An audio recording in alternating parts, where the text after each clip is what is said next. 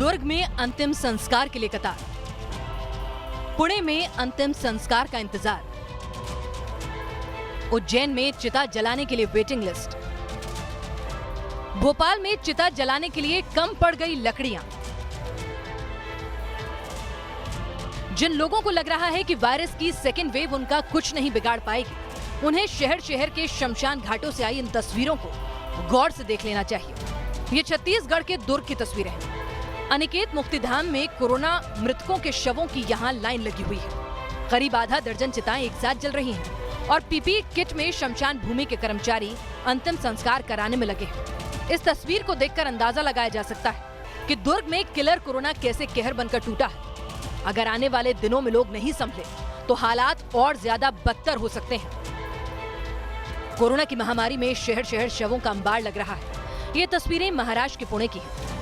अमरधाम शमशान भूमि में अचानक से इतने शव आने लगे हैं कि अंतिम संस्कार की पूरी व्यवस्था चरमरा गई है। न्यूज नेशन रिपोर्टर श्वेता गोमसे ने कोविड प्रोटोकॉल को फॉलो करते हुए यहाँ से रिपोर्ट भेजी है, जिसे देखकर हैरानी भी होगी और वायरस के खतरे का एहसास भी होगा।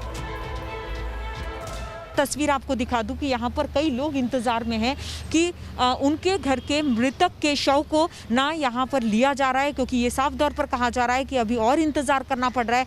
पहले ही 12 घंटे का इंतजार ये लोग कर चुके हैं, लेकिन अब हालात यहाँ पर ऐसे हैं कि एम्बुलेंस की लाइन ज़रूर है, लेकिन यहाँ पर शव दाह गृह में जगह नहीं है कि बॉडी को किस तरह से अंतिम संस्कार किया जाए। पुणे के शमशान घाट में औसतन हर घंटे 1 से 2 शव पहुंच रहे हैं। व्यवस्था के हिसाब से लोड ज्यादा हो गया है, जिसके चलते शवों के अंतिम संस्कार के लिए परिजनों को 12-12 घंटे की वेटिंग पीरियड दी जा रही है। आपको बता दें, ये लोग हैं कई घंटे से इंतजार करने पड़ रहे हैं कि डेड बॉडीज को जो है लिया जा रहा है, नहीं लिया जा रहा है। अभी बोले 3 नंबर है, वेटिंग पे रखो। वहाँ पर क्या बोला उन्होंने? वो बोले वहाँ रात भर मुझे दिन भर खड़ा रहना पड़ेगा। 4 बॉडी उधर वेटिंग पे है, इंतजाम नहीं, उसको मशीन खराब हो गया उनका। बोले क्या वजह है? अंदर क्या सुविधा नहीं है या फिर लगातार लाइन? हम भी वेटिंग के लिए, हम भी वेटिंग के लिए, और जो भी आपको पूछना है उनको जाके आप पूछ सकते हैं। शमशान घाट में लगे लाउडस्पीकर के जरिए मृतकों के नाम का अनाउंसमेंट होता है। जिसकी बारी आती है उसका अंतिम संस्कार होता है। एक दिन में तो कम से कम 30 एक बॉडी होती है, ऊपर ही कैमरा लगा है। उनको बार बार वही बोल के फायदा ही नहीं कुछ। पुणे में बिगड़ते हालात के चलते शनिवार से 7 दिन का पार्शियल लॉकडाउन लगाया गया है। शादी समारोह और अंतिम संस्कार को छोड़कर बाकी समारोह पर बैन लगा दिया गया। संक्रमण के मामले में महाराष्ट्र देश में टॉप पर है, वहीं पुणे महाराष्ट्र में टॉप पर है। बीते 24 घंटे में महाराष्ट्र में कोरोना के 43,183 नए केस रिपोर्ट हुए हैं। महाराष्ट्र की पैनिक स्थिति को देखते हुए सीएम उद्धव ठाकरे ने हाई लेवल मीटिंग बुलाई और चेतावनी दे दी कि अगर हालात ऐसे ही रहे तो लॉकडाऊन ही एकमात्र विकल्प है। की जर ही परिस्थिती अशीच राहिली तर आपल्याला परत एकदा लॉकडाऊन करावा लागेल की काय, अशी एक शक्यता मी बोलून दाखवली होती। देश की राजधानी दिल्ली में भी हालात विस्फोटक हैं। यहाँ 24 घंटे में 3,594 नए केस आए। संक्रमण में आई तेजी को देखते हुए सीएम केजरीवाल ने इमरजेंसी मीटिंग बुलाई। देश के लिए ये दूसरी वेव हो सकती है, लेकिन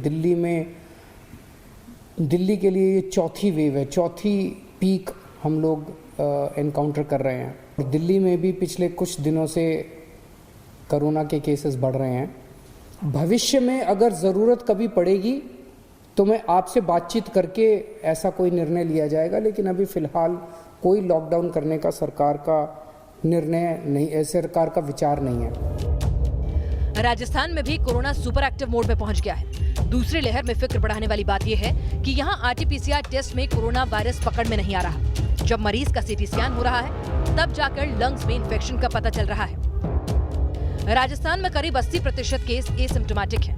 RT-PCR टेस्ट कराने पर उनकी रिपोर्ट नेगेटिव आ रही है। ऐसे में एक्सपर्ट चेतावनी दे रहे हैं, इनसे संक्रमण तेजी से फैलने का खतरा है।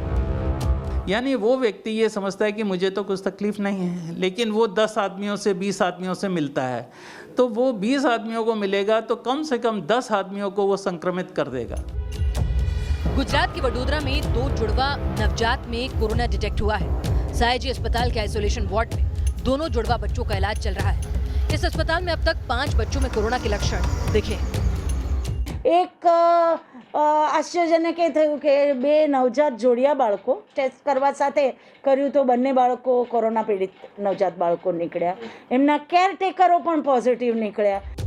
कोरोना के री-इन्फेक्शन की डराने वाली खबर भी आ रही है. आईसीएमआर और जॉन हॉपिंग्स यूनिवर्सिटी की रिसर्च में साफ किया गया है 102 दिनों के अंदर दोबारा कोरोना इन्फेक्शन हो सकता है. 1300 लोगों पर ये रिसर्च की गई है, जिनमें 58 लोगों में कोरोना का री-इन्फेक्शन पाया गया. री-इन्फेक्शन के मामले हालांकि कम है, लेकिन 3 महीने के अंदर दोबारा संक्रमण का खतरा बना हुआ है. लिहाजा सतर्क रहें, सावधान रहें और घर हो या बाहर हर जगह कोरोना के नियमों का पालन करें. Team news nation. News nation पर हम सोमवार से शुक्रवार रोज रात 10 बजे लेकर आते हैं दमदार 10 न्यूज का बिल्कुल नया शो. यहां आपको दिन भर की सभी खबरें दिखाते हैं, लेकिन अलग अंदाज में. तो दमदार 10 देखने के लिए आप हमसे रात 10 बजे जरूर मिलें न्यूज नेशन पर.